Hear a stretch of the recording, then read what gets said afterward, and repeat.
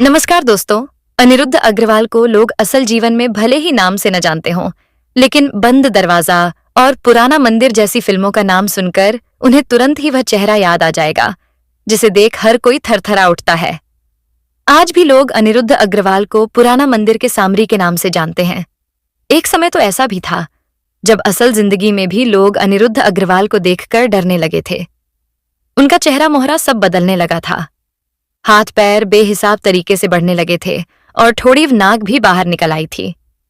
लेकिन अनिरुद्ध अग्रवाल ने हिम्मत नहीं हारी और अपनी उस बीमारी को भी ताकत बना लिया।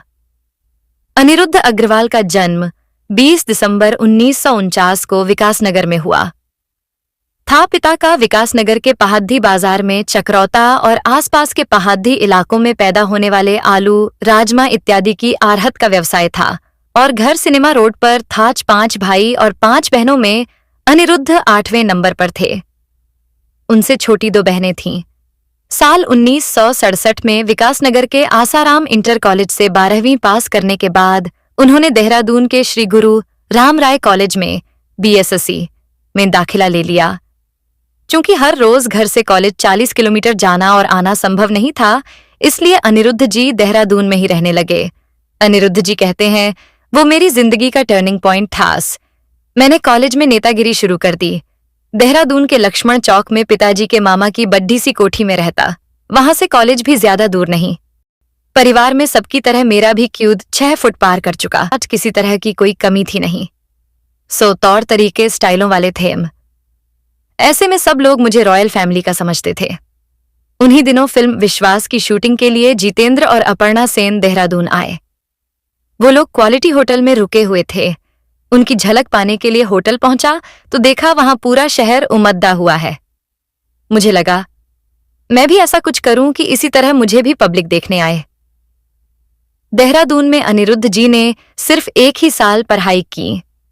1978 में उनका सिलेक्शन रुद्रकी इंजीनियरिंग कॉलेज में हो गया, जो अब रुद्रकी IIT कहलाता है। अनिरुद्ध जी बताते हैं, स्कूल में मैं नाटकों में भाग लेता था। यही सब मैंने रुद्रकी कॉलेज में भी शुरू कर दिया। पढ़ाई लिखाई से ज्यादा ऐसा कुछ करने की धुन सवार थी कि मैं भी लोगों के लिए आकर्षण का केंद्र बनूं। नतीजतन इंजीनियरिंग में पहले साल तो पास हो गया, लेकिन दूसरे साल में सप्लीमेंट्री आ गई। कुछ समझ ही नहीं आया क्या करूं।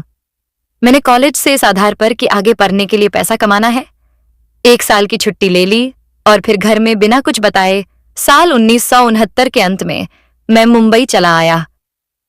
अभिनेता के .N सिंह, जो देहरादून के ही थे, अग्रवाल परिवार के परिचित थे। अनिरुद्ध जी दादर स्टेशन पर उतरे और लोगों से पूछ कर के .N सिंह के घर माटुंगा पहुंच गए। उन्होंने 2-3 दिन के .N सिंह के घर पर बिताए और फिर अपने भाई के एक दोस्त के घर अंधेरी पहुंच गए। भाई के वो दोस्त सहारनपुर के रहने वाले थे और मुंबई में MT-NL में नौकरी करते थे। अनिरुद्ध जी बताते हैं, उन्होंने विकासनगर फोन करके भाई साहब को बता दिया कि मैं मुंबई में उनके घर पर हूं। घर वालों को, जो मेरी तलाश में थे, ये सुनकर बहुत झटका लगा। उन्हें यह भी पता नहीं था कि मैं फेल हो चुका हूं। भाई साहब ने अपने दोस्त से कह दिया कि वो मुझे इसी वक्त घर से निकाल दें, लेकिन उन्होंने मुझे बहुत स्नेह और अपनेपन से अपने घर पर रखा। लेकिन करीब 3 महीने बाद उन्हें कहना ही पड़ा कि अब मैं अपना इंतजाम कहीं और कर लूं। भाई के दोस्त के घर से निकलने के बाद अनिरुद्ध जी सांता क्रूज के एक गेस्ट हाउस में रहने लगे। उनके मुताबिक वो उनकी जिंदगी का सबसे बुरा दौर था। उनके पास खाने तक का पैसा नहीं था। कई दिन भूखे रहना पड़ता था। उधर किराया न मिलने की वजह से गेस्ट हाउस का मालिक रोज झगड़ा करने लगा। वो बताते हैं, करीब 2.5 महीने बाद मुझे गेस्ट हाउस छोड़ DH देना पड़ा। घर जा नहीं जा सकता था। ऐसे में स्टेशनों पर रहने लगा। हालात बद से बदतर होते जा रहे थे। अचानक एक रोजखार स्टेशन पर रुद्रकी कॉलेज के एक परिचित तपोधन स्वामी शर्मा मिल गए। वो मुझसे 3 साल सीनियर थे और कॉलेज से पास आउट हो चुके थे। वो अपने करीबी रिश्तेदार मशहूर लेखक पंडित मुखराम शर्मा के खार स्थित घर पर रुके हुए थे। मुझे देखते ही वो समझ गए कि मेरी हालत डावांडोल है। उन्होंने मेरा टिकट कटाया और अपने साथ वापस ले गए। मेरठ में उतरे, अपने घर ले जाकर नहलाया, धुलाया और फिर विकासनगर भेज दिया। ये 1970 के शुरू का वाकया है। फिल्मी दुनिया को लेकर अनिरुद्ध जी का आकर्षण बढ़ता ही जा रहा था। उन्होंने पूना फिल्म इंस्टीट्यूट में दाखिला लेने का फैसला किया, आवेदन भेजा। इंटरव्यू के लिए 1970 के मध्य में मुंबई पहुंचे, ऑडिशन दिया और उनका सिलेक्शन भी हो गया। अनिरुद्ध जी के अनुसार मिथुन चक्रवर्ती भी इंटरव्यू के लिए आए हुए थे। उनसे मुलाकात हुई जो दोस्ती में बदल गई। उधर फाइनल ईयर के छात्र प्रेमेंद्र इंटरव्यू लेने वालों में शामिल थे। आगे चलकर वो भी अच्छे दोस्त बन गए।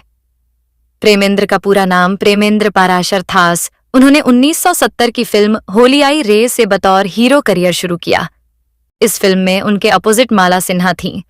उसी साल उनकी दीदार भी प्रदर्शित हुई। 1971 में दुनिया क्या जाने और रेखा के अपोजिट साज और सनम बनी। साज और सनम वाडिया मूवी टोन के बैनर की आखिरी हिंदी फिल्म थी। प्रेमेंद्र का करियर ज्यादा नहीं चल पाया। उन्होंने मुंबई में कुछ साल शैंडलियर्स बिजली के झूमर का बिजनेस किया। फिर वो अपने पैतृक शहर फतेहपुर सीकरी वापस लौट गए, जहां उनके परिवार की काफी जमीन जायदाद थी। अब वो फतेहपुर सीकरी में रहते हैं और अपनी जमीन जायदाद की देखभाल करते हैं।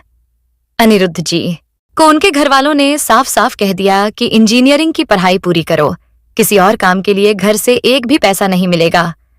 मजबूरन उन्हें रुडदहकी जाना पद्धा। 1971 में सेकेंड ईयर में दाखिला लेकर उन्होंने अपनी छोड़ी हुई पढ़ाई फिर से शुरू की। अनिरुद्ध जी बताते हैं, मैंने पूरा ध्यान पढ़ाई में लगा दिया, लेकिन उस दौरान मैंने कॉलेज में स्ट्राइक भी करवा दी थी, जिसकी वजह से डिसिप्लिन में मुझे 0 मिला। अब डर ये था कि मुझे कहीं नौकरी नहीं मिलेगी, सो मैंने फिर से मुंबई का रुख कर लिया। मुंबई में अनिरुद्ध जी कॉलेज के अपने एक दोस्त के घर पर रुके। वो अनिरुद्ध जी से 2 साल सीनियर और कॉलेज के टॉपर थे। मुंबई में वो IBM कंपनी में काम करते थे। जल्द ही अनिरुद्ध जी को भी foundation corporation on F India नाम की पाइलिंग कंपनी में नौकरी मिल गई। अनिरुद्ध जी बताते हैं, मैं बिल्डर्स के साथ काम करने लगा, जिनमें ज्यादातर 2 नंबर के लोग थे। 1974 से 75 में दुबई में बहुत डेवलपमेंट हो रहा था। हमारे बिल्डर मुझे भी दुबई भेजने लगे। मुझे कुछ पता ही नहीं था दुबई कहाँ है, वहां का माहौल कैसा है। ऊपर से सब 2 नंबरी। मैं डर गया। मैंने मुंबई में ही रहकर काम करना बेहतर समझा। तब तक फिल्मों का भूत भी पूरी तरह सर से उतर चुका था। अनिरुद्ध जी की जिंदगी काफी हद तक व्यवस्थित हो चुकी थी। आमदनी अच्छी खासी थी। साल 1978 में उनकी शादी भी हो गई। वो बताते हैं, मेरी लंबाई 6 फुट 4 इंच थी।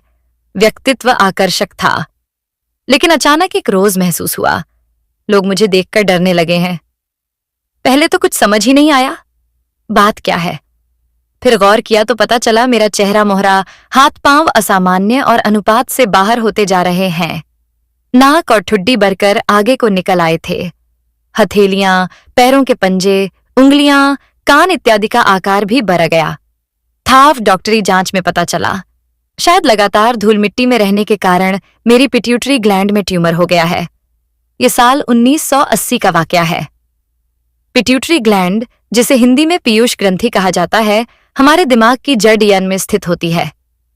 मटर के दाने के आकार की इस ग्रंथि को शरीर में मौजूद तमाम अन्य ग्रंथियों की नियंत्रक माना जाता है। इसमें से निकलने वाले हार्मोन्स खून के जरिए पूरे शरीर में फैलकर हमारी कई शारीरिक प्रक्रियाओं और अन्य ग्रंथियों को निर्देशित और उनसे निकलने वाले हार्मोन्स को नियंत्रित करते हैं। पिट्यूटरी ग्लैंड में आई खराबी से उन ग्रंथियों से हार्मोन्स का स्राव अनियंत्रित हो जाता है। ये अनियंत्रित स्राव ही अनिरुद्ध जी के शरीर पर अपना असर दिखा रहा था। अनिरुद्ध जी बताते हैं, एक रोज मुझे एक आदमी मिला, कहने लगा, फिल्म में काम करोगे? और मेरी तमन्नाएं फिर से जाग उठीं। उसके कहने पर मैं राम से ब्रदर्स के ऑफिस में पहुंचा तो मुझे देखते ही वो सभी 5-6 भाई खुशी से उछल पड़े। मिल गया, जो चाहिए था वो मिल गया। दरअसल उनकी फिल्म पुराना मंदिर शूट हो चुकी थी। सिर्फ उसका शैतान वाला हिस्सा बाकी था, जिसके लिए उन्हें कोई आर्टिस्ट मिल ही नहीं रहा था। उनकी वो तलाश मुझे देखते ही पूरी हो गई। उन्हें साक्षात भूत मिल चुका था।